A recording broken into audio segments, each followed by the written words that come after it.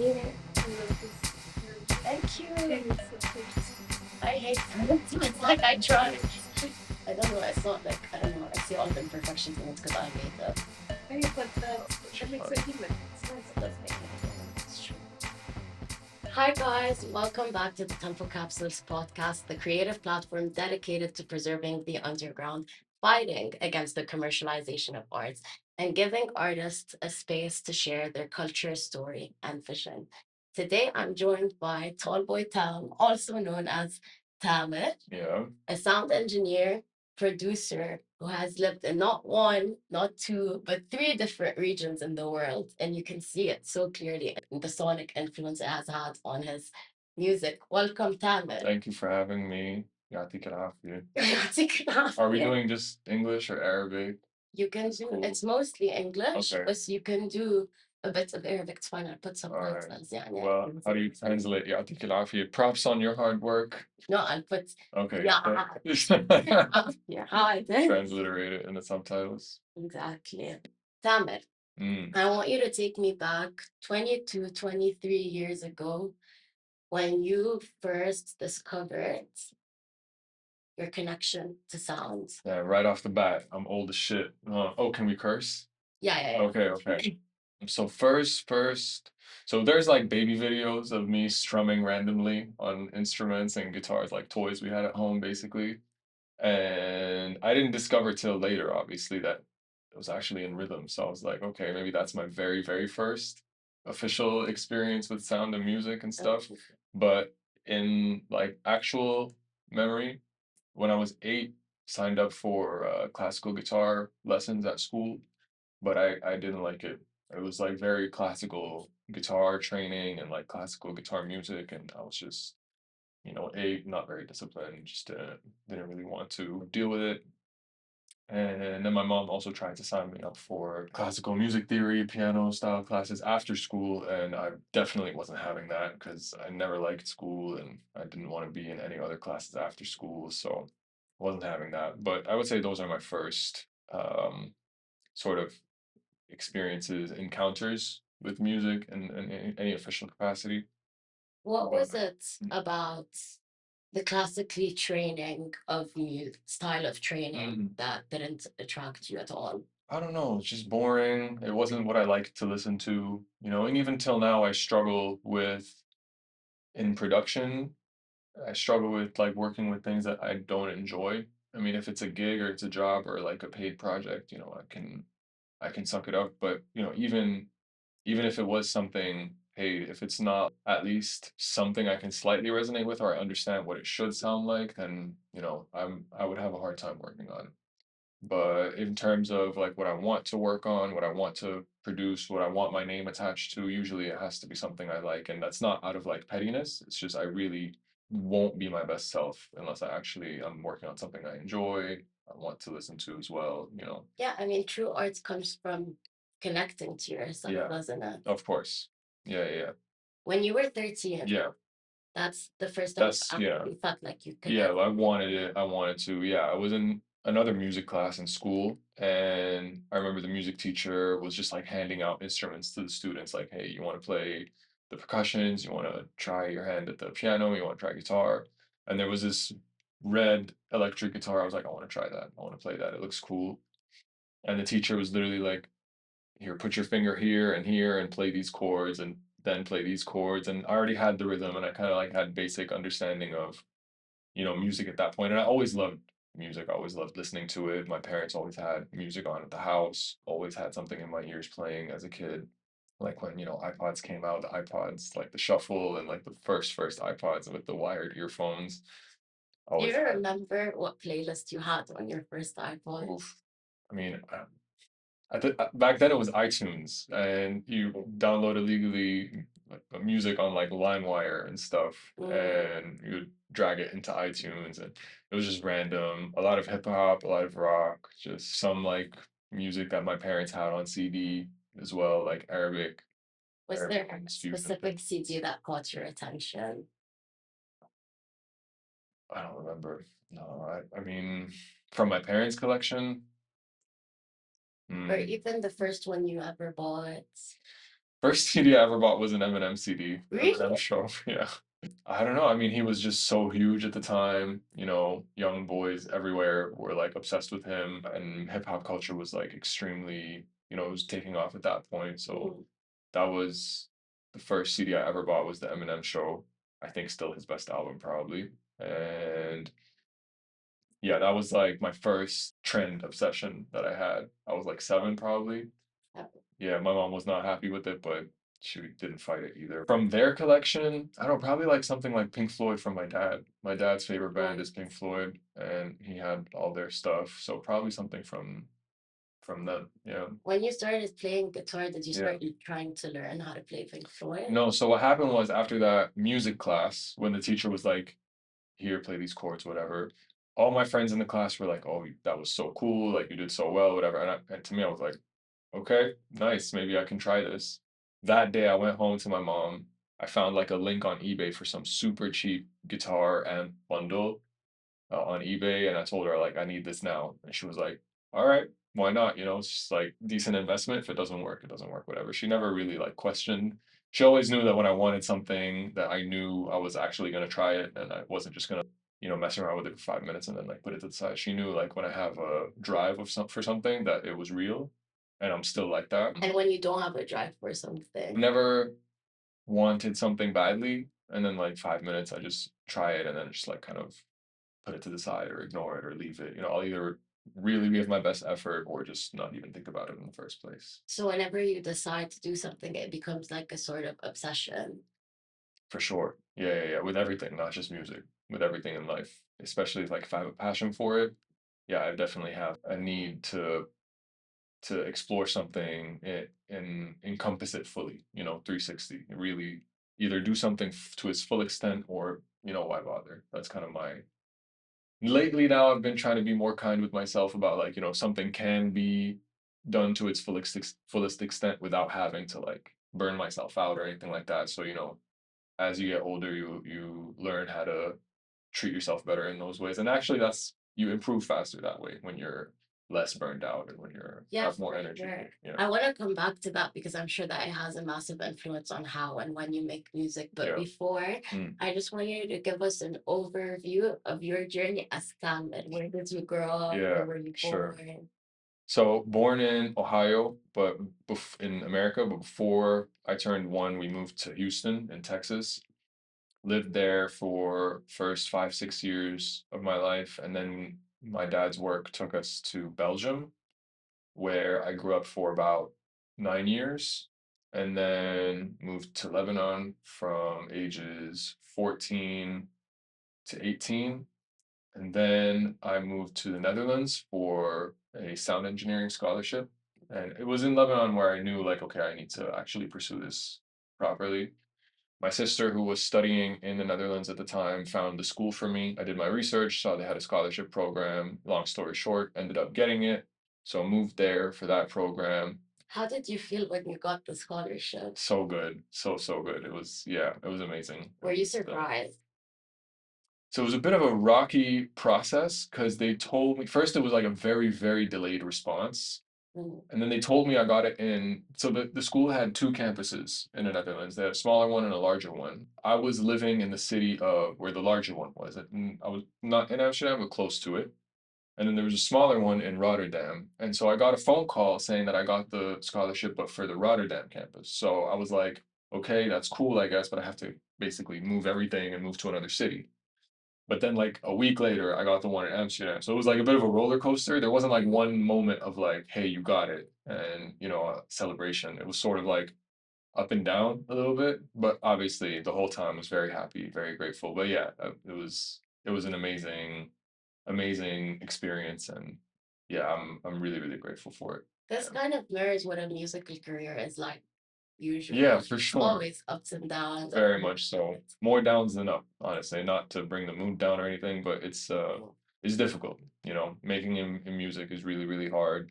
If you can eat off of your music, that's considered in my eyes making it, And all art industries and fields is very competitive. We don't really live in a society that nurtures it as much as it could be. So, it's yeah, it's complicated. Those places that you grew up in, Mhm. how did they influence your music tastes? It definitely gave me a outlook and perspective on like all of life that was very different and unique in terms of having seen so many different lifestyles and cultures and customs and societies and how they function and things like that just shaped me overall as a person in a unique way. Just not a lot of people had had the same Mhm. path as me, and I'm very, very grateful for it. Obviously, it's something not a lot of people will ever get to experience. I live in New York now.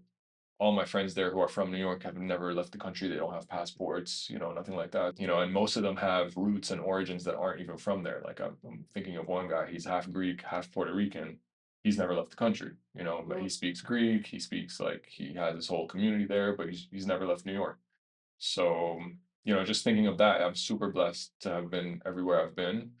But on the other side of that, there's also it makes it a lot more difficult to like build a singular community and base somewhere, which is very, very important for any creative industry. You need to have a lot of good connections, people you know. Living in a country that you're not from, for example, when you lived in New York, is being Arab, for example, does that make it harder to get into the industry? Not in New York, not really, especially not when I moved back in 2019. Not not that hard at all. I mean, when I was growing up in the West, after like, as a child, like early 2000s, much more difficult for sure. A lot more just racism and discrimination embedded in daily lives in like small ways, not like outward like hate crimes or anything. I mean, there were one or two instances like that, but it was mostly just sort of embedded in the daily life. After in 2019, like I feel like that had kind of the world woke up a little bit, maybe, especially somewhere like New York, where it was it's so diverse and multicultural. It's like, I'm sure there's other places like there are definitely other places in America or even like neighborhoods in New York that might be a little bit more difficult to roam around, but you know that such is the case everywhere in the world. The more metropolitan and populous areas will be more tolerant and diverse, and then the more rural areas will be a lot more specific, and it's harder to navigate. So when you moved to Belgium and you Yeah. bought the M&M CD, that was Yeah. only at 7 years old. So Yes. you Yeah. living in the US had already managed to influence your love for hip hop music. I would just say that at that time, hip hop was just really blowing up Okay. in like the early 2000s, worldwide, everywhere. All my friends in Lebanon as a kid had also the same CD. It wasn't just me. Like I had this one unique influence. Like Mm. I think hip hop culture was really taking off at that point, and it's targeting young impressionable children essentially. Like it sounds creepy to say, but that's really what music trends do. They aim for getting the kids to listen really. And so I think we're just we were in that trend. Yeah, I wouldn't say it was necessarily an influence of being from the US or anything like that. It was just like a global, yeah, a big global trend at the time. I got the CD from the airport in Lebanon. Really? Yeah, it was on a summer vacation back to Belgium. So it was a CD from Virgin in the airport. I got my first CD from Yeah, Virgin. there you go. When you moved to Belgium, Mm. did you start getting involved in the dance electronic music scene more? Not the scene there. I was still in like middle school, so I was just like getting interested in my own way, just like on my mom's laptop or like back then we had like family computers, so I would just like download softwares, mess around with them. But yeah, when I was living there in school, that's when like school friends were introducing each other basically to like the trending electronic music at the time. Back then it was more like very UK influenced. And yeah, that kind of got me heavily into electronic music. I tried to learn how to DJ, tried to learn how to produce, and I was still practicing like lots of guitar back then at the time as well. How did you figure out that producing was even a thing? I heard the electronic music that was like trending around like schools and like, neighborhoods back then. And I figured like, how do I make this? How can I, the same way that I was playing guitar. So before I get into that, actually like the whole guitar journey, after that one music class, when I convinced my mom to get me the guitar, it was like, it took off from there. I got really, really into it, practicing every day for hours and hours, bringing my guitar to school, practicing in my breaks in school. So that was like my main instrument and focus for a long time. How many hours a day would you practice? hours, like 2 or 3 at least. Like, I was really, really into it. I had, like, bands, like, little bands with my friends. We would, like, rehearse. Like, I had a friend, one of my close friends back then was, like, a drummer, so we would jam together at his house. So it was very, like, traditional musician kind of upbringing. But, yeah, then I fell in love with, like, the whole electronic stuff and wanted to learn how to make that. What was it about the electronic music that caught your attention? Just the feeling it gave me was it was just something new, hadn't ever heard it before. It just felt at the time also like, when you're that young, you have like so much energy, and it Mm. felt like it was very, I never know how to translate this to English, but no the Yeah. kind of music that really gave you like that energy outlet. Release for your Yeah, yeah, energy. yeah, exactly. And I remember back then, like my whole focus was like, how can I go to live shows to hear this music? Because I need to hear it on like a loud sound system. At like 13 years old, you're Yeah, like, 13 to everything is 15. 21 plus. Exactly, exactly. Well, over there, it was way more lax. I think it was like 16 or 18, and I was always like looking older than I Mm. was. So I managed to get into some clubs way too underaged. But yeah, that between like 13 to 15, I was like fully immersed in the electronic vibe. What Get was into your that. first experience in the club? Like actually getting to hear the music on Yeah, a full sound it was system. surreal. It was euphoric. I loved Mm. it so much. Where was It was this club in Belgium. I was 14, I think. They were playing like electronic music, very like UK vibes, and it wasn't commercial. It wasn't like the radio stuff. It was like the underground stuff that I was really into, how and it did was you find just friends, just following my friends around, peer pressure type stuff. It was addictive. Like I remember after that first time, it was like all I wanted to do. And now, like, I can't even muster up the energy to go to, like, a jazz concert. And, but yeah, back then felt like an addiction. I just wanted to do it all the time. That was amazing. I had a really, really good time, I remember. I find that a lot of artists usually tend to enjoy going out a lot at a younger age, and then they get to a point where they realize the only way they can keep doing that is by Yeah. making that music Yeah. themselves. I definitely had a feeling of, like, I wanna be the person playing the stuff to the crowd, not Mhm. be in the crowd.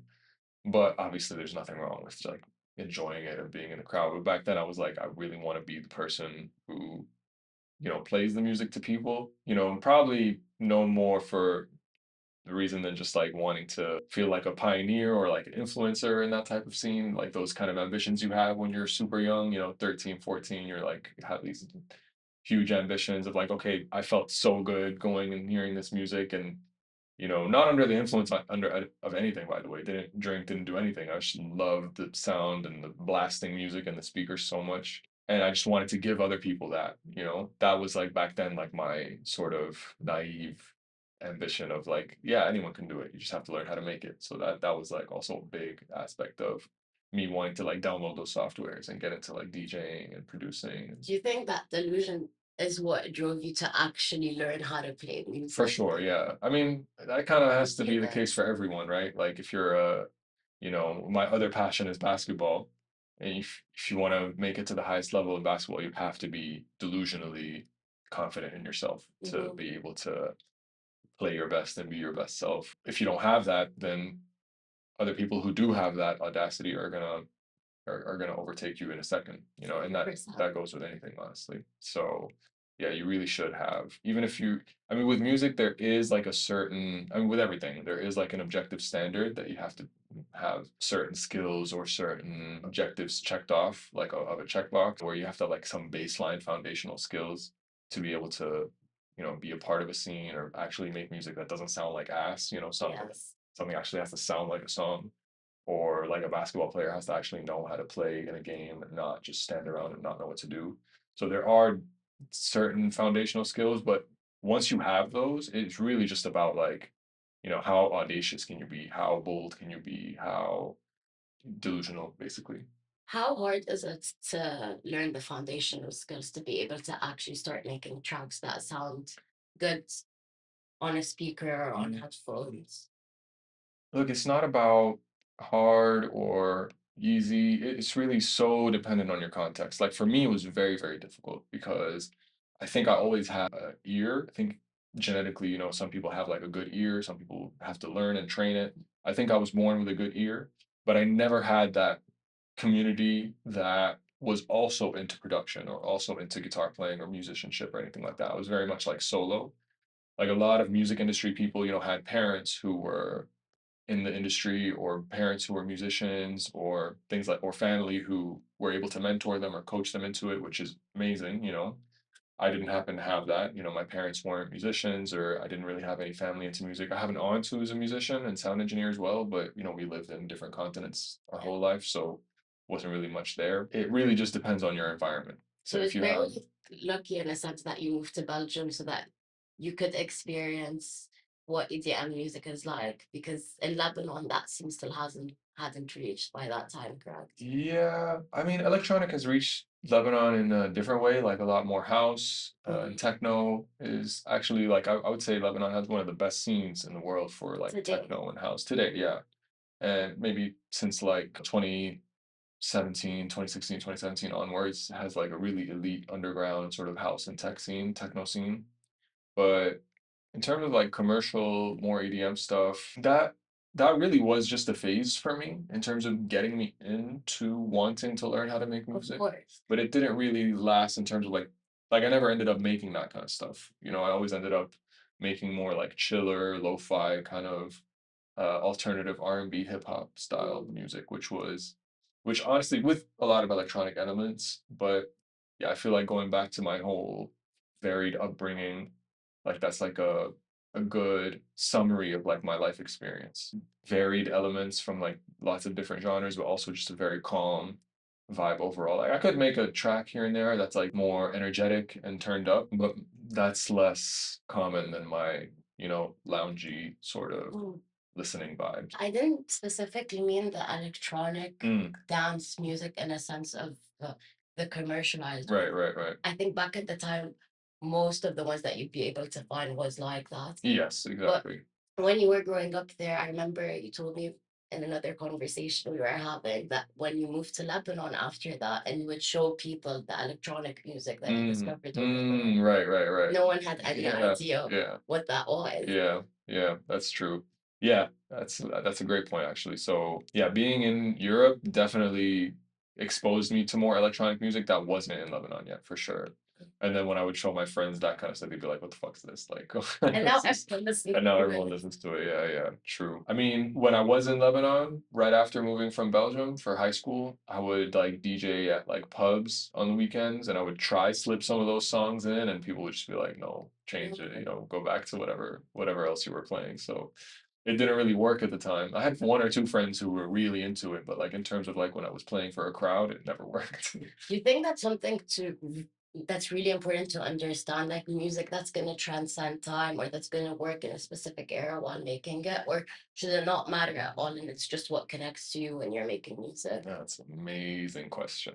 I think it matters when you're a producer, not necessarily like a beat maker or a music maker, but when you're a producer of songs for an artist, that really matters because when you're making something, it's important that it sounds good years later, to me at least. Like, so much of the time with music nowadays, and, for in all of history, not just nowadays. People like to complain like, oh, music nowadays and it's not as good as before. It's always been the case that you have like 10% that's like really amazing, legitimate stuff, and 90% which is just like Really? filler. Of course, yeah. Like what lasts is the ones we remember. That's why we're always nostalgic and we're always like, oh, back then and whatever. But back then there was some, bonkers music too. We just forgot about it. Yeah.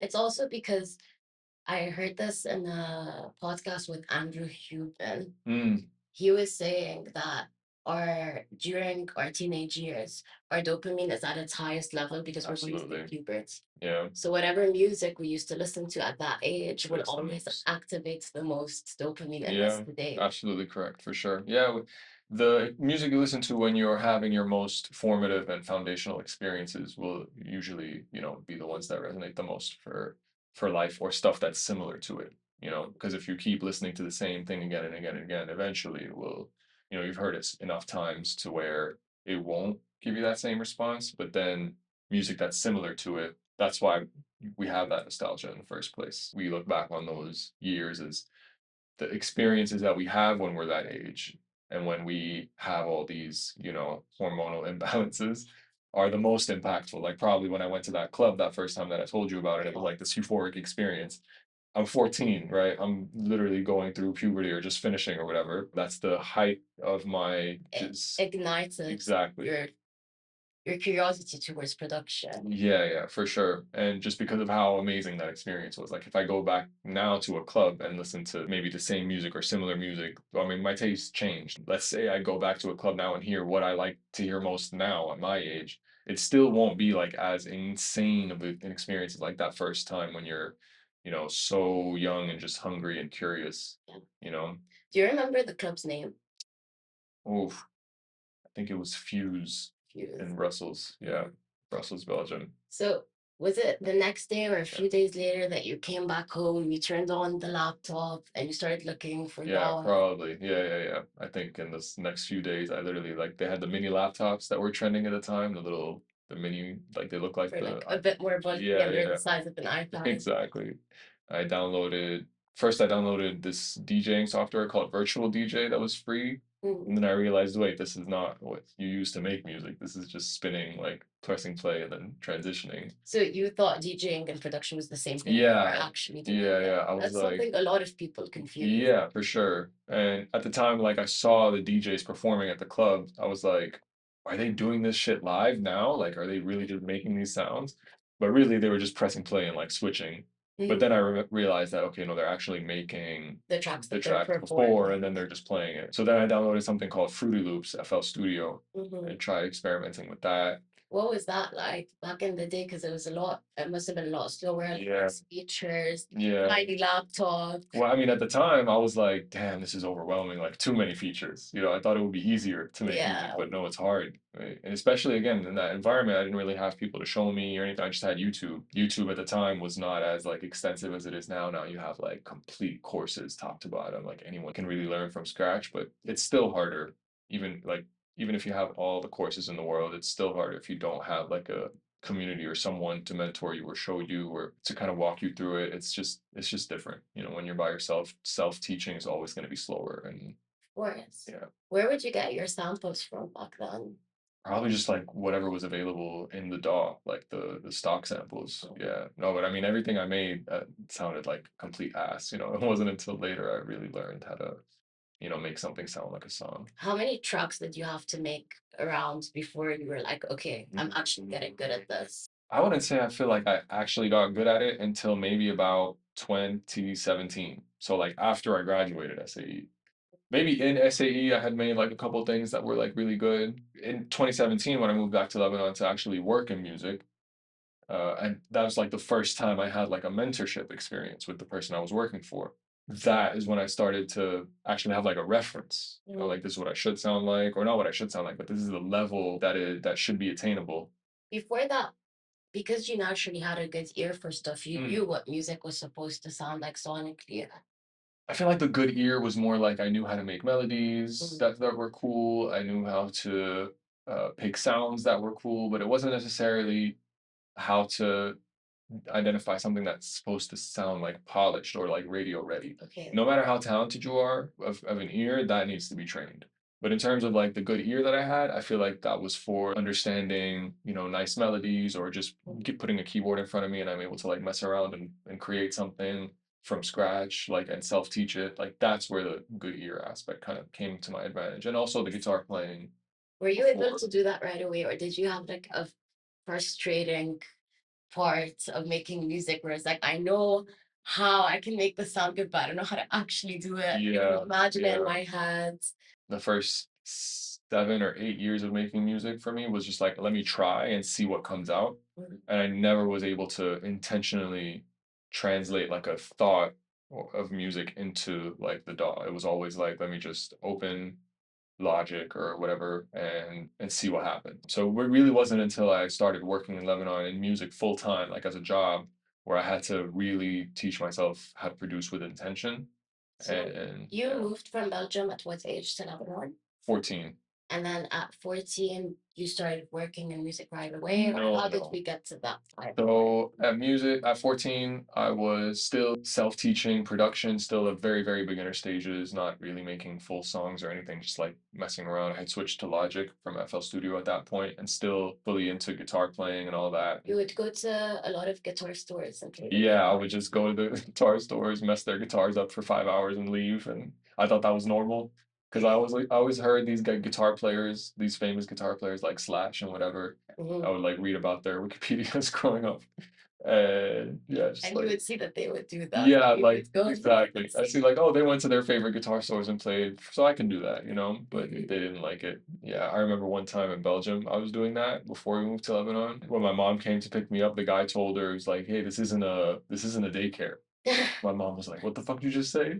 Like, what do you mean this isn't daycare? You could tell like she roasted him. It was amazing. Best experience. Love that. Love mom. But yeah, then in Lebanon, So you moved again and you needed to start building a base to get yeah, into production. You yeah. go play in those guitar stores. Yeah. So in the guitar community, I was like kind of getting into it. Like I had a teacher who was really good and, you know, fellow guitar students who were really good. And we would like play together, jam together, do like little shows together here and there. But yeah, to me, it wasn't really enough. Didn't really find like bands I could jam with or anything like that. Was it easy Yeah. to find someone to help you with producing? I would try to look for like courses or people in Lebanon who in Beirut who maybe can like train. I don't know, there were teachers or anything like that. How would you try to find them physically? I would just look for music stores, ask them, and yeah, literally, I think just music stores. I would like look up music stores, call them, ask them. Didn't really find anything. When did you find? How did you find it, or were you not finding? Yeah, I didn't really for production specifically, I didn't really find anything at all. But for DJing, I met some people in school who had connections with a lot or like had connections with other people who worked at pubs. And I got into DJing at pubs that way. So that was like a satisfying kind of outlet for myself to I wasn't making music, but at least I was like I could say I was a DJ and I was DJing pretty frequently. And that was just through meeting people in school. And how were you practicing? Did you have a DJ set? Yeah, I had a little tractor controller. It was like portable, and I would take it with me to gigs and gig on that. Yeah. They didn't have DJ sets back then in No, a lot of pubs or no. bars. And if they did, they were terrible. And yeah, I had my like they were terrible or they needed like CDs. And I was like, I'm not gonna get a whole booklet of CDs, you know. Because back then USBs were Yeah. not as common of a thing. They had USBs, but I would have to have learned like a different software. And I had like this specific software called Tractor that I was used to. And I was just like, if I can bring my laptop, I'll bring my laptop. That's pretty much what I did the whole time. When was your first gig? I think I was like 15 maybe, in grade 11. Yeah, in school. How many Yeah. people showed up? No, nothing. Like 10, 15 people. Yeah, yeah. It wasn't, I mean, it's hard to call it a gig. They didn't really come to see me. It was just people like walking in and out of I was just the pub DJ for the night, you know. The first like gig where it was like my name, I was probably 16 at a pub. And then it was just like all my family and friends who showed up. It wasn't like, yeah, people I didn't know or anything. But it was fun. Which pub was it in? They were both in Hamra, the first one, and the second one, I forgot what the second one was called. Maybe like B52, something like that. They all closed now for sure. They're all different. What was the pub scene like back then? Back then, Hamra was like the popping area, like Man Mkhail now. Yeah. Back then, it was like Hamra. Honestly, it was great. Yeah, you'd have like a lot of different places that were like fully packed. And yeah, but I mean, I never was really going out at all or doing anything except if I was playing music. You know, I wasn't really like a pub hopper person ever.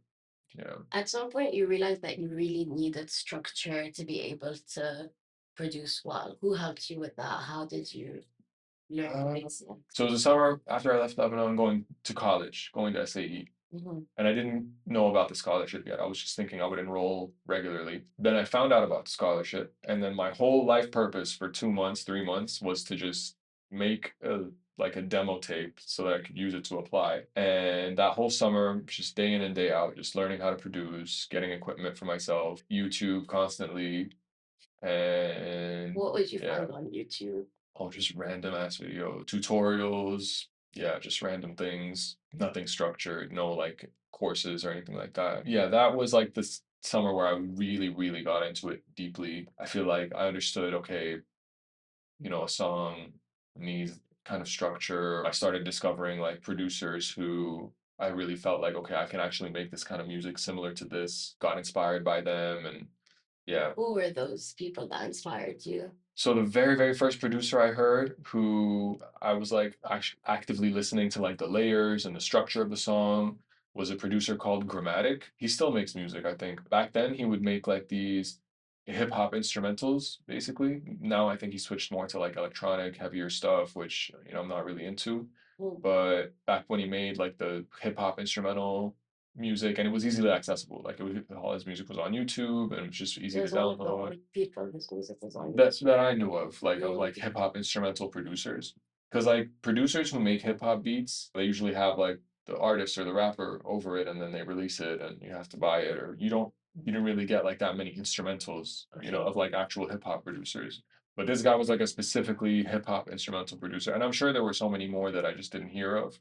Because now with so much music out there, like it's so easy to be exposed to a very specific kind of producer. Like now there's so much like, But you back know, then, it was more like you had to buy a CD so that you yeah. could figure out. Or you had to like hear it from someone. It wasn't like there was like an algorithm on social media that would expose you to it by scrolling, or if there was, it was in its very early stages. Which one do you prefer?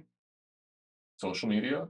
Do you prefer when it was more Oh, like you like buy your own CD, you curate your own playlist by having mm, different CDs and vinyls, maybe cassette tapes, iPods, or do you like how it is today more? no, I like digital. Like, it feels more organized. I like that they're all available and everyone can pick whatever they prefer. Personally, I like having like my main giant music catalog digitally. I mean, of course, I have issues with like the companies and the music companies and how they, don't really pay the artists and corporations, blah blah blah. We don't, yeah. It's nice that there's like the option to curate on a very large scale digitally. I like that in and of itself. But I also like vinyl. Like it's cool to have like a giant art piece of a sleeve, and then you take out the record, and you have it like that's cool too. That's a nice experience. But yeah, on a daily day-to-day basis, it's obviously much more convenient to have everything, digitally on your phone. That's the drawback, the dichotomy between but having access to music for everyone and in a much larger scale, Yeah. but at the same time, knowing that these platforms are taking advantage of the artists who are actually producing the music behind the scenes. This is all of society though, every industry. Mm. If we want it to change in music, it has to change everywhere else too. It's not like we can just reinvent the music industry to be communal and artist first. Every industry in our society is exploitative, and we just need a overall structural change before we talk about like just music and entertainment. Because at the end of the day, that's all it is. It's entertainment. Okay. Anyone who, my opinion, shouldn't be taken too seriously. Anyone who's able to really create the music they want to create, like as an artist for a living, is extremely privileged. Because the vast majority of music industry workers are very burned out, struggling to make ends meet. Even like the ones working at the highest levels could, that's literally what in the Middle East, at least that's where my experience was working with like all the A-list pop stars here in the region. Even a lot of those struggle to make ends meet. They fall into like bad contracts, they fall into bad patterns, and they just don't know. Overall structural reform is needed if we really want to talk about prioritizing creative minds and nurturing creativity. What would that look like for you? For me, Mm. man, it's a big question. Right now, what we have is a profit centered and profit prioritized structure where all pretty much everything that happens is driven to and geared towards that and influenced by that. When we're able to prioritize just creative expression and just creative output as like the main goal of what we're doing as artists and what we want to achieve as artists and as a artistic community, that's when we'll be able to have the real output that we need, because art is really just pretty much a reflection of reality. It's, reality happens, and then art is kind of a result of it. In a sense, it's just kind of like something that is sprouted out from what environmental conditions are as how they exist. If we continue to live in a system that devalues people's conditions at the expense of like a few very, very wealthy people, conditions of all people are just going to get worse. And reality as a whole is going to become more of a struggle. And artists are not an exception. If anything, they're probably, because it's so hard to like make it in a creative industry with so much competition out there, artists and producers and painters and writers and whatever are probably at the forefront of that. It's not really it's the most difficult to make a stable living out off of that. Of course. Also doesn't give access to people who maybe don't come from economically stable backgrounds to be able to produce the art that they want to make because there's no one to support them. Artists are people, and when you have priorities that come at the cost of those people's conditions in their everyday lives, they're going to be more burned out, going to be more stressed, thinking about things that will take away from their ability to have creative output, you know. What was your experience with that in Lebanon? So I mostly worked on going back to like one of the first points we talked about of how I really feel like to have my maximum creative output, I really have to feel like I love the music. I don't want to listen to it. So like the album you listen to, that was basically just freedom of expression, very much stuff that I want to listen to, that I want to make. The engineers. Thank you, thank you. That was all Sleiman Damien, who we can talk about in a bit. He mastered and mixed that album. He made it sound as amazing as it is. And yeah, he's also the person who I started working for when I first moved back to Lebanon. He's my best friend in the whole world. He's also just happens to be the greatest producer of all time in the region, and that's not my opinion. That's like number one fact. He's the most accomplished, the most skilled. That is my opinion, the most skilled and sonically, yeah, one of the best in the world. I just went on a sidebar. What was the question? No, don't worry. I just started thinking about how much I miss him, and I'm like, damn. No, fair enough. But he's in Dubai now. Yeah, he lives here, but he's so busy, right? So let's talk about going to SAE first. Yeah, It's your for sure. first day. Yeah, You enter a uni. yeah. You walk into class. How do you feel? I'm like nervous, excited. I'm like, yeah, this is crazy. I can't believe I'm here. I'm a bit shocked how small the class is. We were only like 10 people. Started in like a mid-year. I started in April semester, which is like a weird thing they have where you can start new like every semester.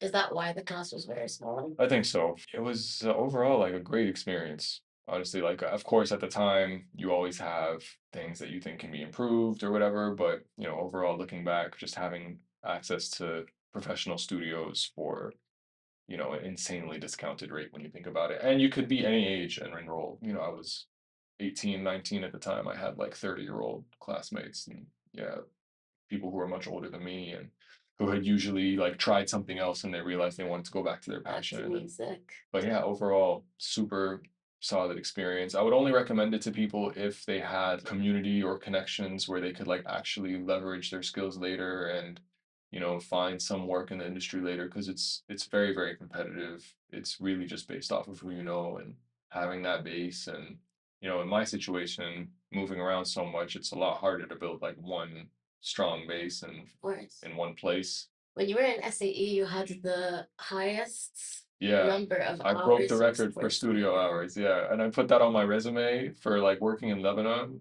And then I went to Lebanon and I got the job I wanted with Sleiman, and I realized like I didn't know how to do anything. Like yeah, at like a professional level. It just shows like the gap between what school is and what the real world is. Talk to me more about that. Yeah, so I had like, I thought I was ready to go. What would they teach you professionally at the school?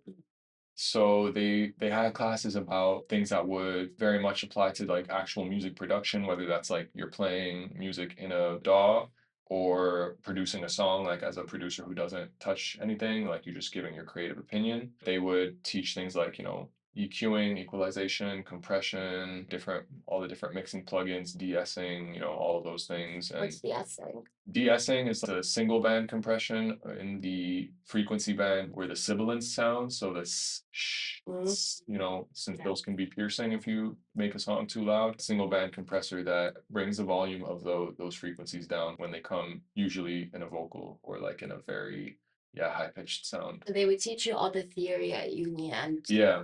Your exams. Audio theory. Yeah, there was also a lot of like electronics, physics. There were like sound acoustics, like things like that. They had all that kind of stuff.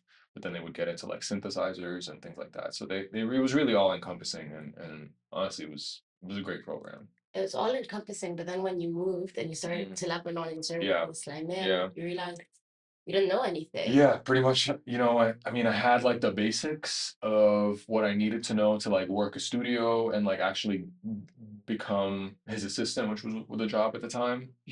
As a first job, being the assistant of like the number one producer in the region is like the best job you can get, literally. Working at that level, it's just a different ball game. You just have to have a different standard of sonic ability that is only taught with experience. And because I didn't really have that upbringing of being around people who were like-minded in terms of production before I got to SAE at least. And then even when I did get to SAE, everyone was like me. We were all beginners.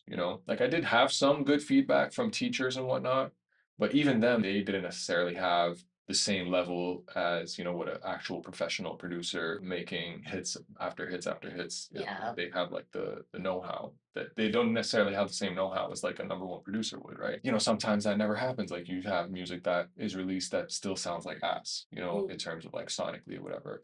I feel like it's mattering less and less now with music just being consumed on phone speakers mostly now. But if you want to work professionally in it, you need to have that standard. But even then, like for example, I was driving Mm, my car mm, and the speakers on the car are absolutely horrendous. okay.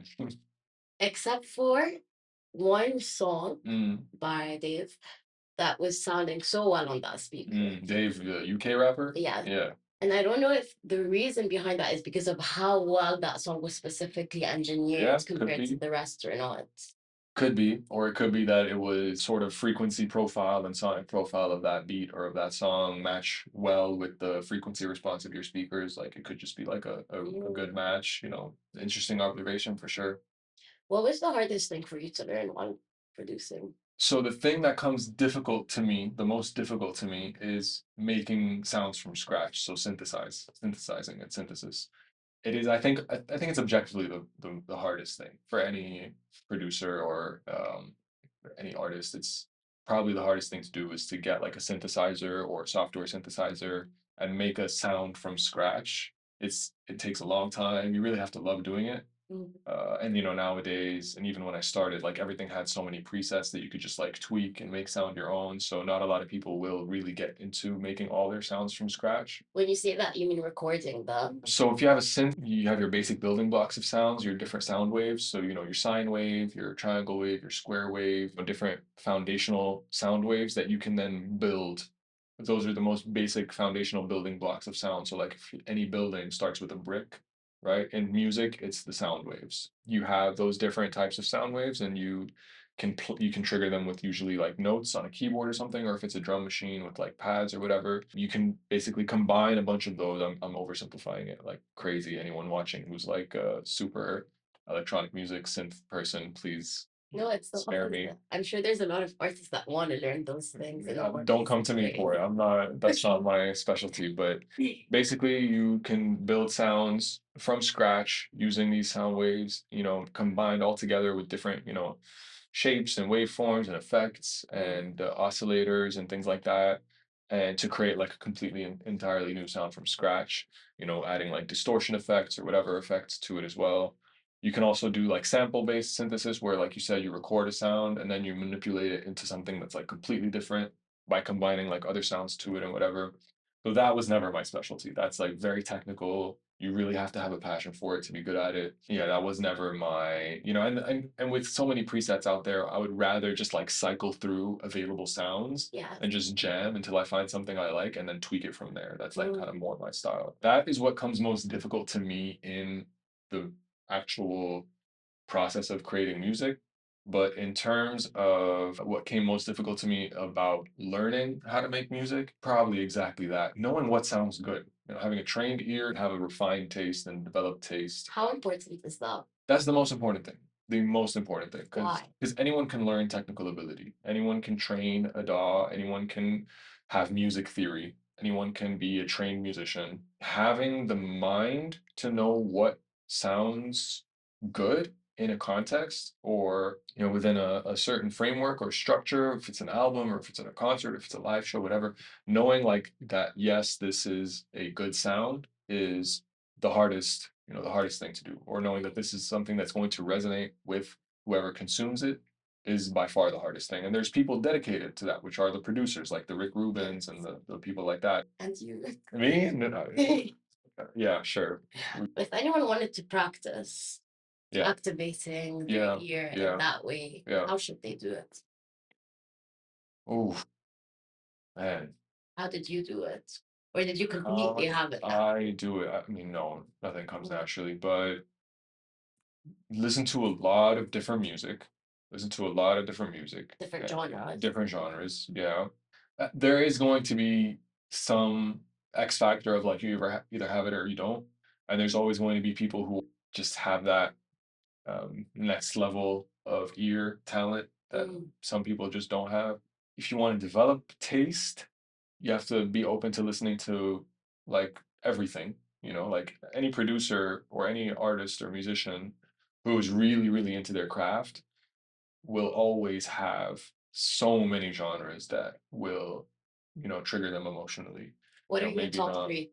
For me personally, I love everything. I really love everything. It's a corny answer, but it's really what most good producers will answer. Just any, I could listen to a System of a Down song and have a crazy emotional response, followed by like a Dave song, have a crazy emotional response. Any good producer, in my opinion, will at least be able to appreciate, what is really good in music, even if it's not something they'll play in their car or on their headphones. If you really don't have any talent for what sounds good, if you're really starting from scratch, what you can do is see what's successful, right? See what's successful. And I'm not just saying like what has the most views or what most streams, but things that are objectively sort of timeless classics in their genres.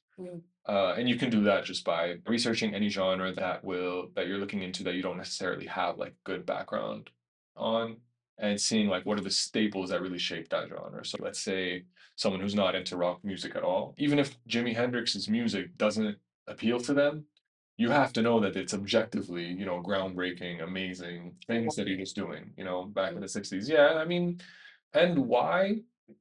Madarure, but not necessary. As long as you understand that you can't listen to Jimi Hendrix and say this isn't good. You might not like it. It's objectively brilliant, or like Coldplay. I have maybe two Coldplay songs that I'll play in my playlist on my car. I'm not a huge fan, right?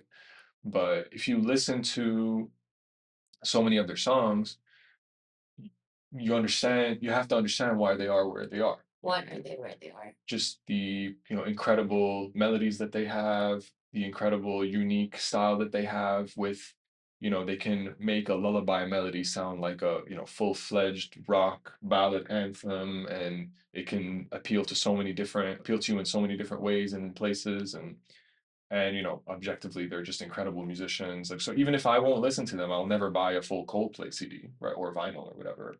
But you have to understand they are one of the greatest bands ever. If you're not big into soul music or like R&B music, you have to understand that a guy like D'Angelo, Allah yarhamah, so sad, he's probably the GOAT at what he does. And I'm biased, he's my favorite artist, but if you're not into like that music, you have to do your research, listen to guys like D'Angelo, Erykah Badu, that whole era, and then go back even further, Sammy Davis and guys like that. What is it about Understand hip hop that feels so natural to you and connects to you? probably like what we were saying about how when you're having those super formative experiences growing up and like the things that you hear back then, like I think probably because it was such a global trend at the time of when I was a kid growing up and we just consumed it a lot.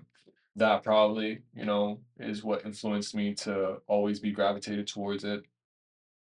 And then when I got a little bit older, I started listening to rap battles on YouTube, like these different rap battle leagues and just like guys like rapping at each other for 30 minutes, dissing each other.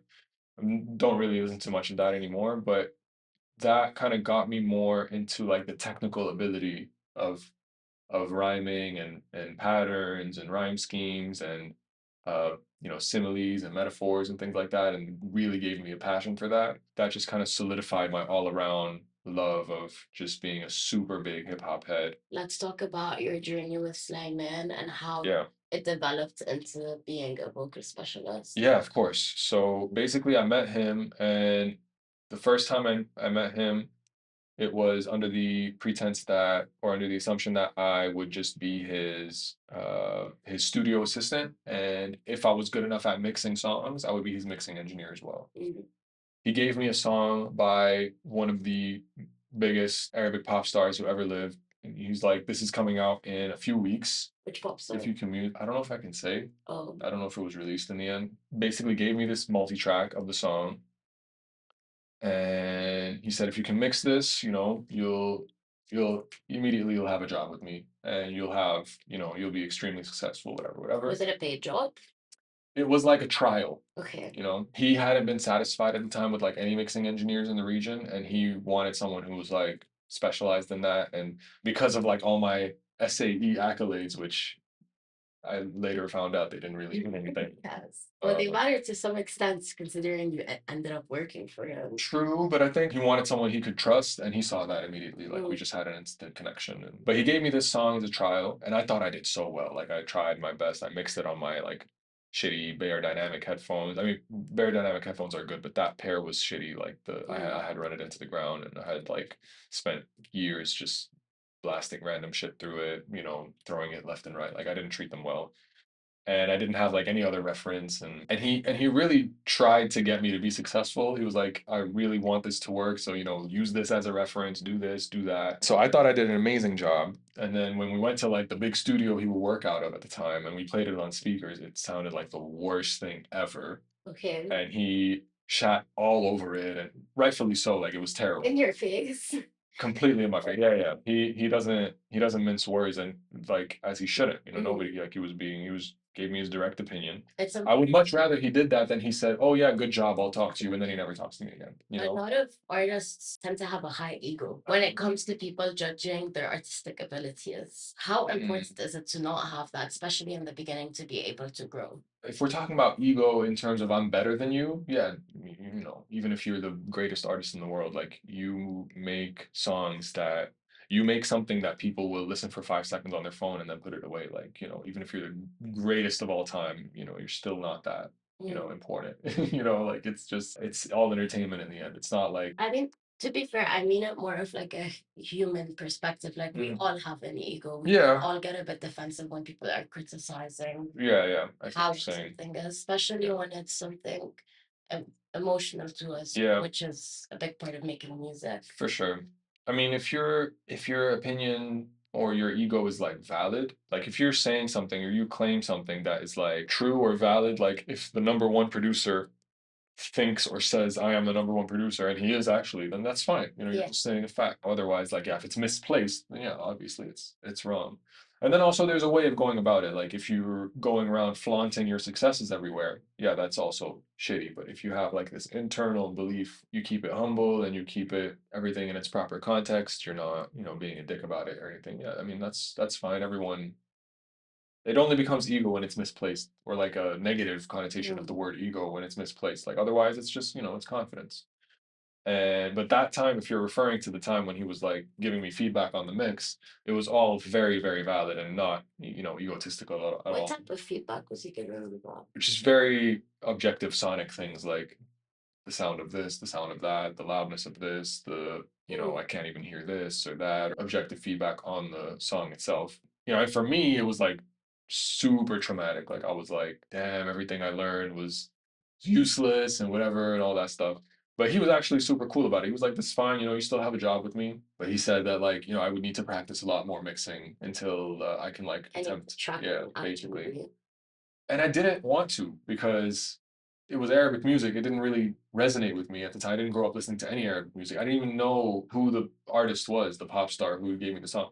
Everyone and their mother knows who it is. I had no idea just because I never grew up listening to Arabic. There was maybe a point in time where I like tried just because I wanted to be his engineer, but I figured like, why don't I just work on my own craft, the music that I like making? I'll work on making sounding that good.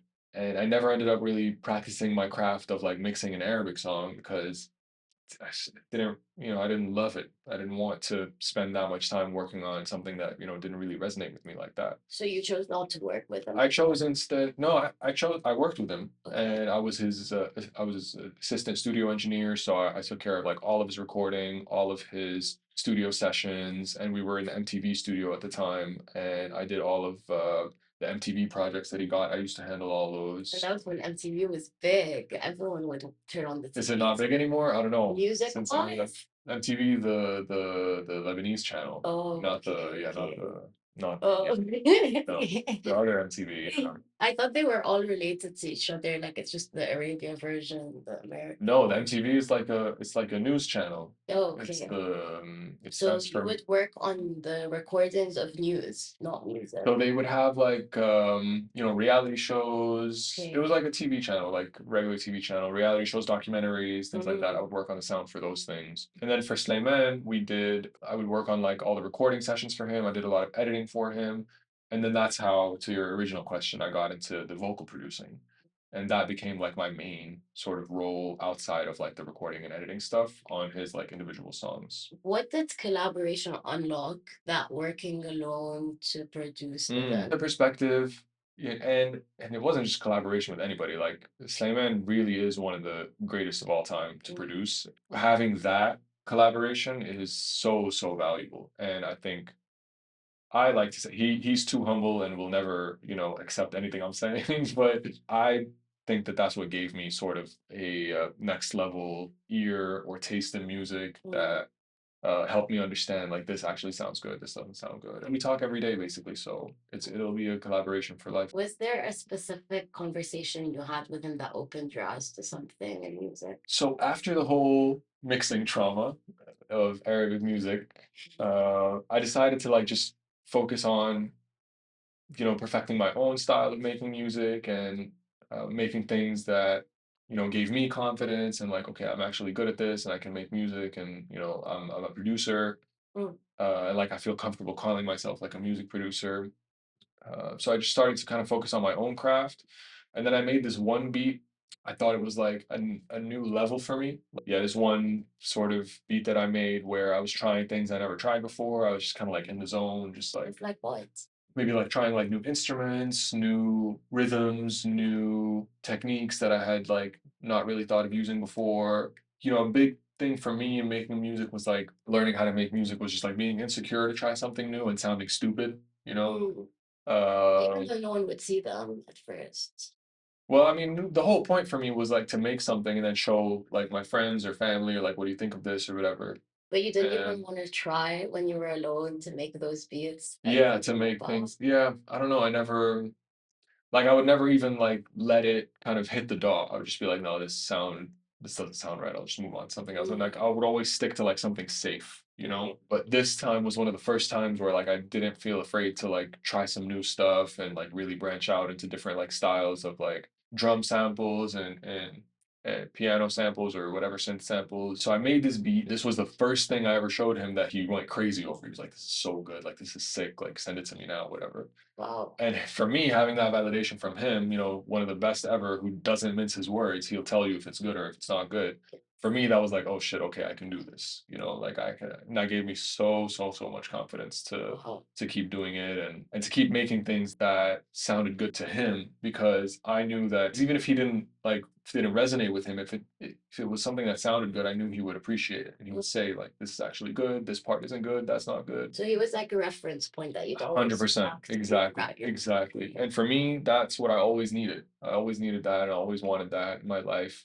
And he was the first time I ever got that in terms of like my music career. So for the longest time, he was like my benchmark. If it sounds good to him, I don't think I've ever told him that how much of that like I relied on him for. For the longest time, if I made something, I would send it to him. And depending on his reaction, I would go from there. Sometimes, like if I really liked something and he didn't like it, I'd be like, all right, maybe he just really doesn't like it. So your confidence started growing. Exactly. And Exactly. you started just finding Exactly. your own sound within yourself. Exactly. 100%. But honestly, like as much as like I feel like my opinion and taste kind of was influenced by my work with him and our work together. I feel like I got the skills and the know-how to really branch off like into my own independent thing. And honestly, to give myself a little bit of credit, I always had it within me. I just needed to know how to, know what was right and wrong, how to like branch out a little bit, A and bit of a direction. little bit, exactly, exactly. And none better than his for sure.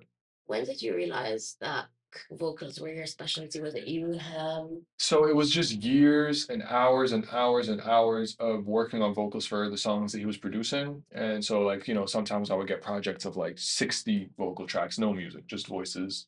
And how long Have would you have to to edit record hours, them? hours. I would record them and then produce them and like tune them, edit them, stack them, so make sure they're perfectly aligned and they sound like a choir, and like none of like the no one vocal starts before another vocal, and like for tens and tens of vocals, it was very tedious at one point for sure. But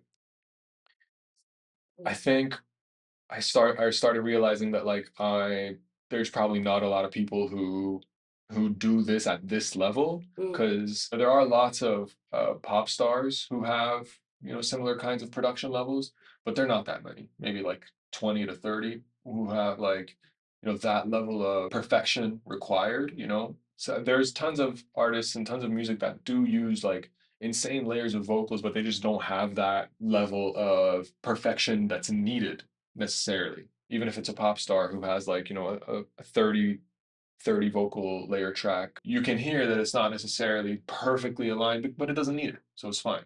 So there weren't that many in the world artists or music projects that required that level of just being so meticulous. Basically, when I started hearing that, that's when I realized that I probably do this a lot more than a lot of other people in the world do, like just specifically specializing on vocals and vocal production. Do you ever Yeah. break technical rules on purpose when it comes to editing vocals? I think I would if there was no other option, like where like an artist sang the wrong note in a way that it wasn't salvageable. How important is the recording? The most important thing. Everything that happens after is an afterthought. So many times, if I'm talking to producers or musicians or whatever, saying like, "Oh, how can I get this to sound like this or this to sound like," have a better take, get a better take, sing it better. That's the most When important you say thing. sing it better, do you mean hitting the notes correctly? Do you mean Either hitting the notes correctly or the vocal intonation or just making it sound better. There has to be a point in time where you have a decision that you're making of right off the bat, is this the right take? Does this sound the best that it could sound? And I mean, if you have the flexibility of like having a home studio or a home setup where you don't have like any time constraints, you can have a take, you can listen back to it, and you can say just re-record only this part, if you really want to be technical with it. In the end, it's all about having the best possible take and having the least work afterwards required. That's in the end what the best producers do. They get the best out of their artists. How do you balance vocal presence versus over polishing a track? It depends on the genre. Some things really do need a lot of polishing. If you're talking about pop or, lots of different indie, There's a fly. lots of different like underground sort of art pop wave, synth wave, pop stuff, whatever, like has like very dreamy and landscape ambient kind of implications, then a lot of those will need a lot of polishing, and that's fine. If you're talking about over polishing, like if you have an Arabic song, right, the vocal most times can't sound like it's auto-tuned. Can't. Cannot. Most vocals in Arabic, right, have to sound like they're sung naturally. Why? That's just the style. culture. That's the style. That's how it is. If you hear like a song by Nancy or whatever, and you hear the T-Pain effect on her voice, it's really not going to work. That was also what made me become super, super meticulous in vocal production. Is the vast majority of the songs I worked on when I was getting into vocal production were Arabic songs, and the work had to be transparent. So when you hear the final version, it can't sound like anyone worked on it. It has to sound like the artist sang it flawlessly. So that is like a more technically difficult task than just running an autotune and then fixing like the notes that the autotune didn't catch. After that, you moved to New York. Yeah. But before you moved to New York, you Yeah. actually started working on an album. Yes, with Karl. Yeah. Karl. Who Yeah. is Karl? How did you meet Karl? Karl, his artist name is KarlMars, and that's actually his real name too. Really? Yep, Oh, okay. KarlMars Metheny. So yeah, also one of my best friends in the whole world, my Going to brother. be a star. Yeah, yeah. No, he's the best. Super talented, amazing person, amazing artist. We met first time we ever met, probably like high school days when I Mm. was like DJing at pubs here and there. I think, yeah, I think I was a DJ at the pub where his best friend was like the other DJ at. So like I think he did Friday, I did Saturday, something like that.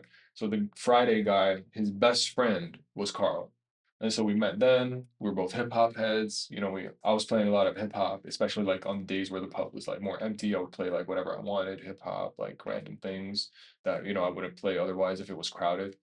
And I think he recognized some of them and we just kind of connected like that. Just like, through chance, just like kept meeting. I mean, Beirut is so small, through friends or by chance we would see each other again and meet again and stuff like that. He would show me like he was always like writing. He was always like into raps and he would show me like the stuff he would write. But we didn't start working together. Yeah, and then we like would encounter each other randomly. Like I did 1 year of freshman in AUB before moving to the Netherlands, so we also encountered. He was also there at the same time, so we encountered each other a few times then. But then we both studied abroad, both moved back to Lebanon around the same time, about 2017. He knew Sleiman from when they were really young. Like Oh, they were also like in childhood friends.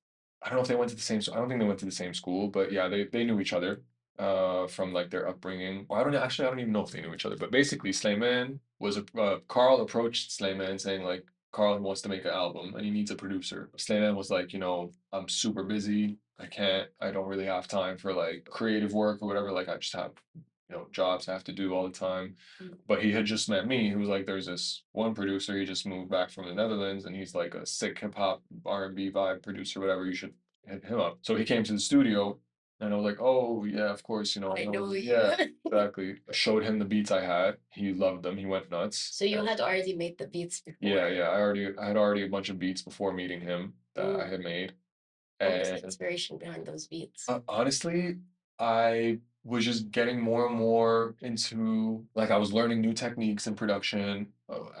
Having worked with Slayman for a couple of months, like trading ideas back and forth, me learning as much as I can from him. I was so excited to like keep making beats, keep just making things and applying the new techniques I had learned and just like practicing and I had the access to the studio. I was always so excited to like make something and then play it on the studio speakers the next day at work. And that was like so fun to me. So I was always like trying to make stuff. And yeah, at one point I actually like moved my whole studio setup to like one of the rooms in the studio. So like whenever I had a break, I would just go make my own beats and then go back to work. And lots of sleepless nights in there. Were the beats already polished before meeting and they were ready? There were no new added sounds once you. Yeah, I would say like 80% there. Okay. Yeah, they're like 80%. He loved them. We sent ideas back and forth to each other. Like I gave him beats, he would write on things and things like that. It took us 4 years. Four Yeah, like years. the album didn't come out till 2021. And obviously, issues in Lebanon and stuff had like a big Yes, 2019 economic crisis. yeah, all that stuff. And then COVID. COVID in Yeah. And 2020. then the explosion and Oh. all that stuff was very, lots of delays. But yeah, we worked on it with like passion first in mind. Talk to me Yeah. about the emotional and sonic arc of the album. Immediately, a lot of it is like very nostalgic, very not nostalgic, but like slightly like melancholic. There is emotional vibe throughout the whole thing. Both of us are very passionate guys, emotional guys. We really wanted a specific sound to go through that was our sound. What is it about your sound that you wanted to go through? We definitely wanted a lot of melodic influence, a lot of like jazzy influence as much as we could, with a lot of different jazzy samples. We got a keyboard player also who was good at doing like jazz licks to play on one of the songs. But yeah, a lot of the samples we used were very soul and R&B influenced. We definitely wanted that to shine through.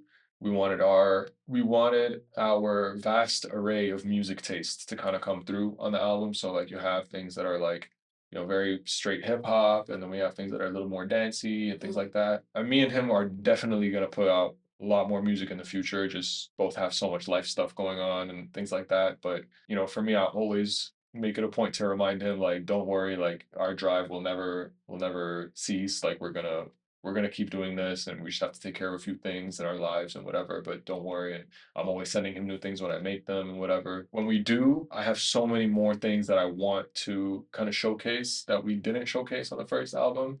But I'm very proud of the first album that I think if you listen to it today, it still sounds like something that could have been released today. 100%. You know, whether you like it or not, it's not your vibe, it's not your style. It's very chill.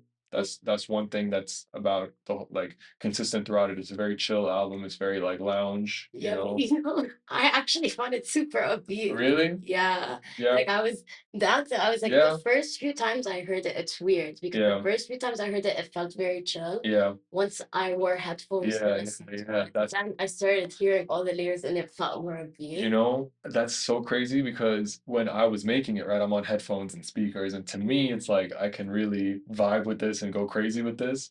But then I hear it on like speakers, or I like, if I'm like at the gym and I tell them I can put my aux in the gym, and then I play the album, and like I'm like, wait, this is kind of chill. Like this is Yeah, not, no, you exactly. know what I It's mean? such an So I had the interesting. opposite relationship where like I thought it was dancing, and then I realized it was chill. Oh, yeah, yeah, yeah, yeah, yeah, yeah, yeah, yeah, And yeah. after that is when I started experimenting with more like actually upbeat, hard hitting beats. Okay, Yeah, which I have like in a vault somewhere. I can show you later if you want. I would love to see that. Yeah.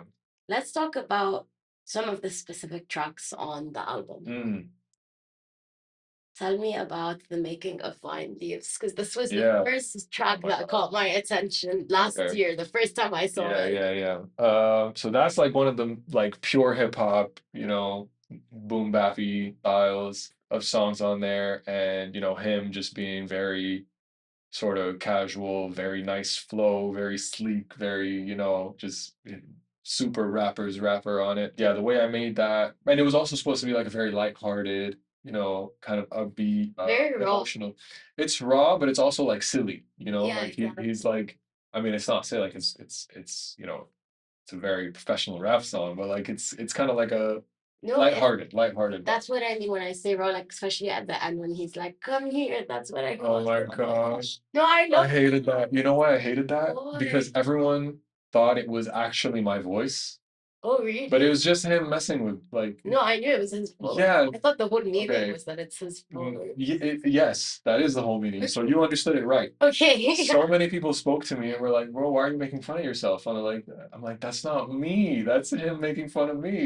Exactly. So I was offended at those people who thought it was actually me. It's And okay now when they listen to even that some song. family members who are supposed to know my voice, they thought it was me. It was sad. Really? Yeah. Maybe because He the was just channels were roasting me. different from the other voice, so they thought it was like Maybe. auto-tune playing or Yeah, I something. mean, I guess he really knows how to make fun of me accurately, Mm. but yeah, he's just roasting me on the end of that. Were you in the studio? No, I had moved to New York. Oh, So basically, Sleiman recorded all the takes on the voice, and then he would send me the takes. this was for the entire album or a So specific all the focus? beats were made before I moved. All the beats were made between like 2017 to 2019 before I left the country. I left the country and he started recording the takes in the studio with Sleiman, and then Sleiman would send them to me in America, and then I would like start working on them, start producing them, and doing all whatever like vocal editing was needed. And then I would send the final versions back to Sleiman for mixing and mastering. Okay. That's how the album was made. Between 2019 and 2021 with COVID and everything like that, during that process was like the second phase of production of the album. Whereas like the first phase between 2017 and 2019 was like writing the album musically and then lyrically. And then the second 2 years were just like getting it done and getting it out the door. But yeah, we had so many things that like, we were trying to be careful of. Like we didn't want to release it in like the dead of lockdown where like Yeah. that's so insensitive, right after the explosion happened, obviously the last thing on our minds was any music. And even now, like we had so many plans in 2022, 2023 when I was living there. I think he still lived in, or no, he had just moved back to Europe. He moved out of Lebanon as well, and then October 7 and everything, and the last thing on all of our minds was making any music or releasing any music. And it stayed that way for like a year, 2 years, whatever. And even now, like it's hard for us to think about when is a good time to actually put music out. But hopefully we have plans in the future to like live in the same place again. And I feel like that will also be a lot easier to just kind of be motivated to just push each other and meet up with each other. Just, live a life that's more close and we see each other, we actually have that accountability, whereas, right now yeah, it feels like we're dealing with a lot of life things that we, need to focus on before we can prioritize things that overall music is really just so insignificant in the grand scheme of things. It's like it's really just entertainment. It's important, but it's not, But do you really see it as just priority. entertainment or an outlet And as it's an well? outlet for us, and it's an outlet for people who listen to it for sure. Look, I mean, art and expression and consumption of art is definitely something extremely core to like the human existence and human experience and life. And I mean, what is life really without art? The whole point is that we create things, Nietzsche's perspective. Was it Nietzsche? I forgot. But yeah, that perspective of like, what's the purpose of life is art, one of the philosophers. I agree with that because what's the point of any experience if you can't appreciate artistic and creative elements of it? And so many things are art in the end, architecture, engineering, whatever, that's all very artistic at its core. So, but in terms of like, making music, releasing music, whatever, for people to hear, people to listen to, like, that aspect of it feels so insignificant in the grand scheme of things, whereas like the actual fundamentals of art can literally just be picking up that guitar over there, playing some random thing, jamming, other people liking it, and you enjoying playing it. Like that, to me, is way more important than like worrying about producing a song and releasing it. And, the existence of just being able to have creativity embedded in your everyday experience is way more important than like worrying about like a release schedule for an album or anything. Of course, it's unfortunate that we have to do Yeah, that. I agree. I agree more than anyone, but that's the times. Going back to the album, Mm. what's your favorite track and what's your least favorite track and why? Favorite track. I feel like I have a different one every so often.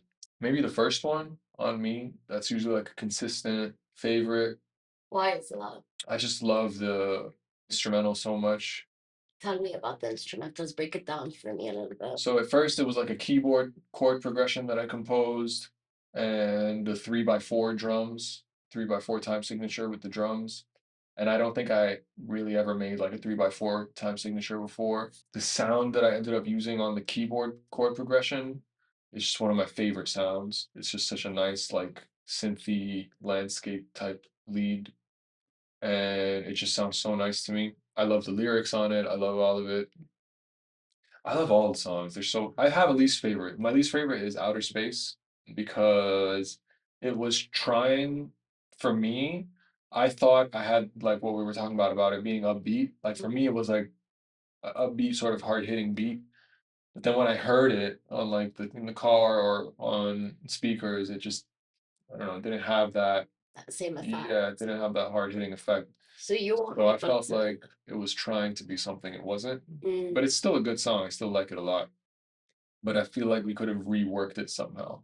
You guys took a big risk in choosing to name a few songs Yeah. the same as Kanye's songs. But I mean, they're phrases before they were Kanye songs. Of course they were. So, but we definitely chose them before, like we thought of, oh, actually, this is similar to like Kanye West songs. Oh, so you guys chose them Yeah, before and yeah, yeah, now. yeah. And then it turned out like, oh, at least that was my experience. I don't know about him, but for me, it was like, wait, these actually, waves, flashing lights, spaceship, Yeah, and then there's also a Kendrick kind of reference money trees in one of the lyrics of a song. Yeah, for In sure. a song Yeah, that yeah. sounded a bit more Yeah, similar yeah. to my I style. mean, I think he's both our favorite rappers, so Okay, makes yeah. sense. I actually find it amazing how you guys were able to do that and still have such a different sounding album. Yeah. That balance that you were able to find between using influence from different artists that you Yeah, love. Because at yeah. the end of the day, you're never really making anything from scratch. Exactly. You're making it out of. Yeah, 100% your lived experience and stuff. How did you manage to balance it so well to be able to showcase your sounds at the same time show your inspirations without one overtaking the other? I had the beats And I feel like because of my super unique life experience growing up, and I don't mean that in terms of like, oh, like I'm so special, or whatever. I mean it in terms of like not a lot of people have had the path that I've had. It just Mm. not a lot of people have moved the places I've moved or have had the privilege to move or whatever a lot. But basically because of that, I think I have a unique sound to me, to my instrumentals that, aren't necessarily that popular. I think it can be categorized as like a lo-fi type of sound, but it does have like so many different influences to it, and I feel like that extracts like a different inspiration when you're writing on it. So if I had like a beat, I would send it to Carl and then he would write on it. Mm. It didn't really happen that often that he had lyrics and then he would attach it to an instrumental. I think he mostly just wrote on top of my pre-existing instrumentals. Was there any sound that you used that wasn't a normal instrument in any of your Mm, tracks? There are a lot of watery sounding noises I heard, or like, yeah, those were just samples mostly for the most part, like the waves mm, samples and things like that. that's I not- would say in Flashing Lights, the last song, at the end, the beat switch, yeah, that beat switch at the end of Flashing Lights, like I just feel like the transition from the main song, or the main chunk of the song, to that beat switch, which uses completely different sounds than the main beat, but also similar, but it's like, still in the same key and everything, it's still the same song. But yeah, I would say from like a music assessor's perspective, like pay attention to what's that's going on in that beat switch. Yeah. in that same song. What's that sound? Oh, just a sample. Yeah, Okay, just a but is it sample. meant to be a snare kick, or is It's it like a supposed to snap. be somewhat Yeah. Like a clicking? snap. Yeah, like a clicky type of snap. Yeah. That's definitely like meant to be like a percussive element to kind of keep the rhythm interesting. You guys chose to talk about socio-political issues in the tracks that you For guys put sure, out. yeah, definitely. Big part of who we are, we and going back to how we like your question of how we made it sound different, while still gathering inspiration from our influences and things like that. We have, and I responded with me saying like my experience, my lived experience is unique, and his completely as well, like completely different than mine, but we still meet in so many similar ways, in so many, like we have so many alignments in like our views and our values and things like that. We have completely different lived experiences. Mm. When he would then write on whatever I would produce or what I would create, he had his completely unique perspective to offer as well. So I feel like the two unique lived experiences just come together and reflect into art that is completely unique, Mm. And such is the same for a million artists out there. It's not just that's not special. Me and him aren't special for that. Like there's so many people who, especially now, like up and coming, like our generation is the most diaspora generation that's ever It is. been. Like our parents generate, like the generation before ours was the era in time where people were like leaving home countries to find like, I mean that's always been the case, but more than ever before, leaving their countries to find like better opportunities and having kids in those Yeah. countries who were diaspora kids. And more diaspora music in all corners, like whether it's African or Arab or anything, it's just is being released now. And I feel like this is like one of the first like really diaspora rap albums that's in English. Mm. Because a lot of the Arab ones are like in Arabic. So it had just a bunch of very unique different factors that didn't really come together before into an album. And I mean, I'm talking about it like it's like some sort of classic, like five people have heard it, maybe. Five But people have not heard your album. I More. It mean, it's has like 2,000 views on some yeah, but songs. like in 4 years, that's nothing. I mean, it doesn't matter. Like the Mm. view count, that's fine. I don't want it to have like Bilax. I'm happy if it never gets listened to ever. Like I think we created something special for me and him. That's more than enough. Mm. But yeah, we chose to talk about topics that we care about, and that has a lot to do with what our lived experience is. And the big reason that a lot of that me and him are diaspora considered, or I mean, he was born and raised in Lebanon, but he moved around a lot to better his life and to get to have the chance to experience things that he wouldn't have in Lebanon.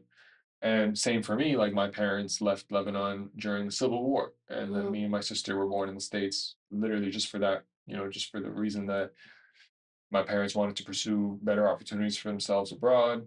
It just made a lot more sense to them to start the family abroad and whatever. Do you think that seeing our parents Mm, move countries when it wasn't as common to do before, and yeah, having to build a life when it also wasn't as easy yeah, because they didn't have parents who didn't right, show them right, how, right. was one of the reasons that even though you didn't have a musically inclined person in your close circle of family, you pushed yourself to the limits to do the stuff that you cared about? I definitely do get that sense of like drive from my upbringing somehow. Mm. Both my parents, very driven people, and they also supported me in whatever I wanted to do. They were like, "You want to pursue music? Go ahead, pursue music." And they were never like difficult about anything or anything like that. So having like the freedom to really explore what I wanted was key. And then they never really forced me into anything. Like if I didn't want to continue something at a young age, they wouldn't like really make a big deal out of it or whatever. The fact that we do have this unique lived experience of having to be diaspora and having to live away from where we're really from means I think in a lot of ways we do have to put a lot of effort into to make up for ground that we don't have covered because we're not really from that place. I mean, I was born in the States, and maybe if I had stayed in the States my whole life would have been It would have completely been different. different. But then moving every single time, have to start from scratch every single time. Tell me about you that. know Like, what was that like when you moved back to New York? yeah, You had already worked with one of the biggest yeah, sound engineers producers in yeah, Lebanon, yeah. and then you're trying to find a job there. What was that like? So I got a lot of studio interviews, but it was all either like start as an intern, unpaid, or minimum wage. And at that And point, you had already been for getting paid, me, making beats, yeah, for, working on an album. for me, like I came from essentially the best job an engineer could have in an engineering career in Lebanon at least. And for years, I'm like, I'm not gonna start from scratch. Like, I'd rather just get a normal job than do that. So that's what I did. I got a normal job in marketing, a tech job, 9 to 5. And then I still did music on the side. And that's still to this day what I do. I have lots of freelance gigs with Sleiman, with Karl, with, contacts I made back in Lebanon and in the States, for just like freelance gigs. At some point, I actually did end up getting an offer at like a really big studio run by one of the biggest music distributors in the country in Times Square in New York. It ended up being like half of what I was making at my tech job. So for me, if I had landed in America and got that job offer, it would have been perfect. It would have been Yeah. like, okay, this is a perfect start. Like I'll work my way up from here. Honestly, it was a blessing in disguise that the studio job thing didn't work out in New York because then COVID hit like 8 months after I moved there, and all the studios closed, everything shut down, and I still had a job Mm. because I was working in tech. I worked remotely, like you could work remotely, like I was still safe. So that was kind of like a blessing in disguise, honestly. Then when the whole like remote work thing started to really set in as the new normal, I was able to sort of really advance in my tech career and get more and more secure with that. And while still having, and at that time, I was putting out the album with Carl. Like I had already a career in tech and stuff, or I'd started it at least. Was like a couple years in. And yeah, that's basically what I do to this day now. I have that career, and then I have my music stuff on the side. How are you? That's a lot of work. How are you able to not reach burnouts? Yeah, it's yeah, time management. I'm always learning. I'm always learning. I don't not reach burnout. I do get burned out often. I feel like it's not a me problem, that's a world problem. Everyone I know and their mother is burned out. So it's but I'm mindful of it, especially now as I grow a little bit older, really realizing that nothing really matters other than your well-being and your health. Like I'm not gonna be on my deathbed in 100 years and be like, oh, I wish I worked more. I wish I got this promotion sooner, or I wish I did that. Like, I'm not gonna give a shit. So I'm trying to be better about time management, and I'm always trying to perfect my time management skills and try to balance all these different things. My biggest flaw is that I want to do too much shit. I want to do so many things at once, and it Yes. takes out of my energy and time. But slowly learn how to manage and how to allocate things, and just be kind to yourself. Where did that arrive? That's Yeah, why. very, very scatterbrained Yeah. podcast, but I love it. No, but it's okay. I will tie it back all together. Yeah, no, I have no doubt. Don't worry, last section. I know No, this I'm is I'm having long. so much fun. How long has it been so far? 3 hours. Really? 3:16. I was like, yeah, bro, I talk efficiently. No, it's good. No, you have been. It's just a lot of topics that I actually wanted to cover with Okay. you. I want to talk about your opinion Mm, on AI and the music industry. Ooh. yeah. I know that Rick Rubin is someone that you listen to a lot, and he has actually he's talked about he's been asked that question twice. Yeah. Once that I've seen. Yeah. Once he was saying that he doesn't know enough about it to be able to decide whether that's a good thing for the music industry or not. However, he doesn't know whether AI has a point of view, and that's what he loves about music and art. Yeah. And the second time, he was saying how he talked to five AI specialists Mm, who all said that AI could perfect music to the point where it would basically become all the same and there would be no space left for creativity. However, yeah. there are bands, groups like Headache that we were Yeah. talking Yeah. about who That have use it used well. it in a Creative way. creative way where Yeah. it's just because they couldn't sing and you're a vocal specialist, so you know more about that. What are your thoughts on all of this? So I think just like with anything else, if it's used, if it's applied in a efficient and productive way, then I support it, and if it's used to try and replace humans, it's. Never going to work. There's a lot of like AI remixes that are popular, like, oh, what if this pop song was in the 50s, or what if this song was like a soul song from like whatever, like these weird remixes. Those are fun, those are funny, but like, in terms of like new original music, I'm not scared of like, oh, it's going to replace it. It's just not going to be able to, like it might in like 10 years, 20 years, when it's like it's insanely advanced, it might, reach a point where you can't like distinguish, or like where the trained ear won't be able to distinguish between something that's AI generated versus something that's real. But there's always going to be room for human artists. Like, I don't think that's ever gonna, like, we're never gonna be phased out. Like with music specifically, people like musicians more than they like the music. Like people like the personality, people like the brand, people like the actual human. Yeah. If you know that you can never really go to a live show and see the person perform something, you're losing out on, half the experience, which is like the actual human connection there. So That's I'm also not where worried about that.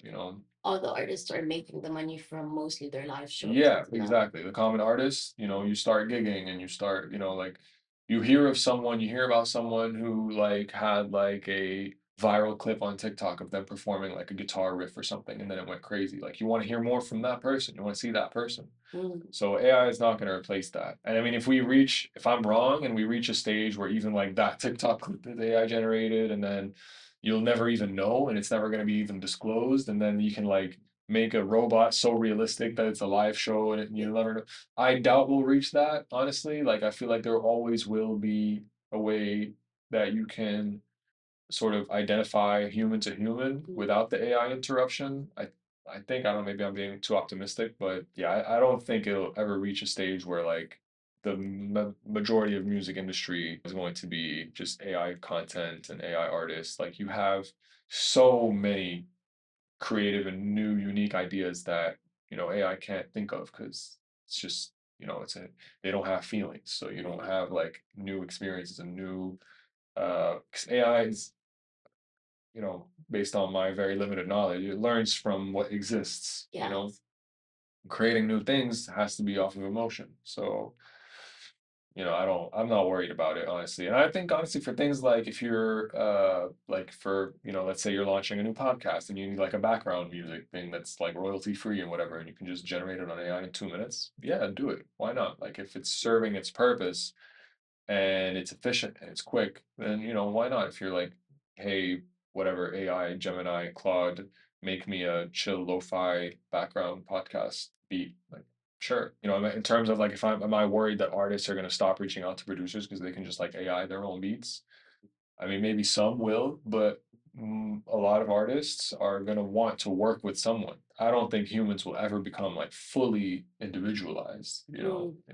What about there's an argument that big platforms like Spotify are already taking most of the profits from artists. Yeah. And if they didn't need to put artists because there was AI, they didn't Right. find artists or give them any of that money. They would just do We'll that. find a way. We'll find a way to consume real artists' music somehow. You know, whether it's like we create our own platform or you end up just having to follow them and they have, you know, we go back to the old model of like you have to purchase it physically or purchase a download or something like that. We'll figure it out. You know, I think there's a limit to how much, you know, corporations can really take control of everything.